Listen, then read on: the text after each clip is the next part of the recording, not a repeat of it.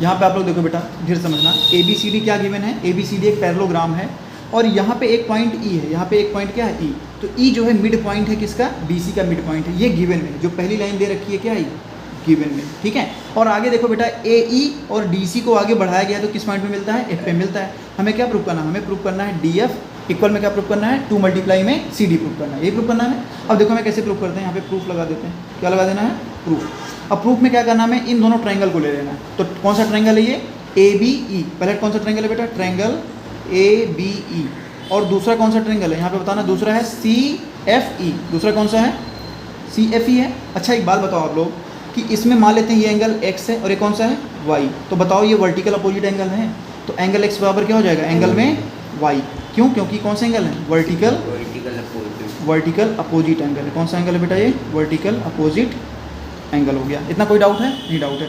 Next में देखो, अच्छा बताओ बेटा ए बी किसके पैरेलल में, सी डी, क्योंकि ए बी सी डी क्या है, पैरेललोग्राम है, और जब पैरेललोग्राम होगा तो बताओ यहाँ पे पैरेललोग्राम में आमने सामने की साइड क्या होती है, पैरेलल। अच्छा बताओ यहाँ पे कि यहाँ पे इस वाले ट्रायंगल का ये वाला एंगल और इस वाले ट्रायंगल का ये वाला एंगल अल्टरनेट एंगल है, तो इक्वल हो जाएंगे। तो यहाँ पे लिख देना कि यहाँ पे लिख देना अलग से, क्योंकि हम दोनों ट्रायंगल में 3 चीज़ें इक्वल दिखानी है कांग्रुएंसी के लिए। तो ए बी किसके पैरेलल में है, ए बी पैरेलल है किसके बेटा, यहाँ पे सी डी, तो यहाँ पे सी डी लिख लो या डी एफ लिख लो, कुछ भी लिख सकते हो, तो डी एफ लिख लेते हैं, ठीक है, वही लाइन है सेम। तो यहाँ पे आप लोग ये देखो, यहाँ पे जब ये दोनों लाइनें पैरेलल है, ए बी और डी एफ क्या है, पैरेलल है, तो बताओ इसको मान लेते हैं एंगल ए है स्मॉल और इसको क्या मान लेते हैं बी, तो एंगल ए बराबर क्या हो जाएगा, एंगल बी, एंगल ए बराबर क्या हो जाएगा, एंगल बी, क्यों, क्योंकि अल्टरनेट एंगल है। तो यहाँ पे लिख लेंगे कि एंगल ए बराबर क्या है, एंगल बी, क्यों, क्योंकि कौन सा एंगल है, अल्टरनेट एंगल है, ठीक है। और बताओ इसमें और क्या इक्वल हो सकता है, और बेटा ये दे रखा है कि जो ई है ना, ई जो दे रखा है ये बी सी का मिड पॉइंट है, तो जब ई मिड पॉइंट है तो बताओ ये इक्वल पार्ट होंगे, तो मतलब कि बी ई बराबर में सी ई हो जाएगा।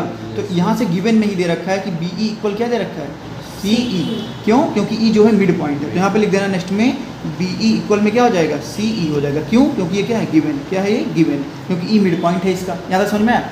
अब बताओ ये कौन सी कांग्रुएंसी इसमें लगेगी, एंगल साइड एंगल, तो दोनों ट्रायंगल क्या हो जाएंगे, कांग्रुएंस हो जाएंगे। तो ट्रायंगल ए बी ई कांग्रुएंस में ट्रायंगल, यहाँ पे ट्रायंगल लिख देना, ट्रायंगल में सी एफ ई, तो कौन सी कांग्रुएंसी लग गई, एंगल साइड एंगल, कौन सी लगेगी, एंगल साइड एंगल।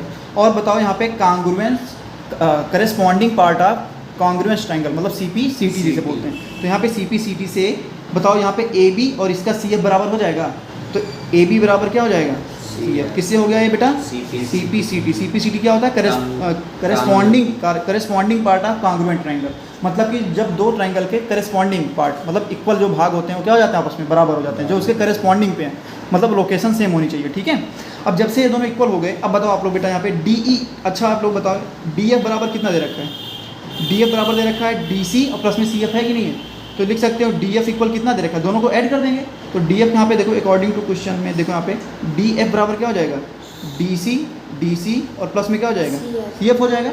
अच्छा बताओ यहाँ पे बेटा, यहाँ पे अच्छा डी सी को हम लोग सी डी भी लिख सकते हैं, देखो यहाँ पे जैसे लिख सकते हम लोग डी सी को सी डी, बातें क्यों हुई है, चाहे डी सी लिखो चाहे सी डी लिखो, तो सी डी। अच्छा बताओ यहाँ पे सी एफ किसके बराबर है, सी एफ तुमने प्रूफ कर लिया ए बी के बराबर है, तो सी एफ की जगह पे हम लोग ए बी लिख सकते हैं, ये ऊपर ही प्रूफ किया है सी पी सी टी से। तो यहाँ पे लिख देना, यहाँ पे लिख देना, इससे 1 बना लो, तो लिख देना यहाँ पे क्या लिखोगे बेटा, फ्रॉम इक्वेशन फर्स्ट, क्या लिखोगे यहाँ पे, फ्रॉम इक्वेशन फर्स्ट, तो फ्रॉम इक्वेशन फर्स्ट, ठीक है। यहाँ पे लिख देना आप लोग फ्रॉम इक्वेशन फर्स्ट, तो फ्रॉम इक्वेशन फर्स्ट हो गया।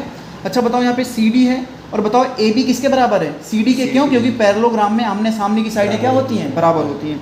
तो ए बी बराबर किसके हो गया, सी डी, तो ए बी की जगह हम लोग सी डी लिख सकते हैं, क्यों, क्योंकि यहाँ पे लिख देना बेटा ए बी बराबर किसकी है, सी डी, क्योंकि पैरेललोग्राम में आमने सामने की साइडें क्या होती हैं, इक्वल होती हैं, पैरेललोग्राम में आमने सामने की साइडें क्या होती हैं, इक्वल होती हैं। तो वहाँ से अच्छा बताओ C D plus C D कितना हो गया, 2 सी डी, तो C D plus C D कितना हो गया, 2 सी डी, और डी एफ, यही हमें क्या करना था, प्रूव करना था। कोई किसी को डाउट है बेटा?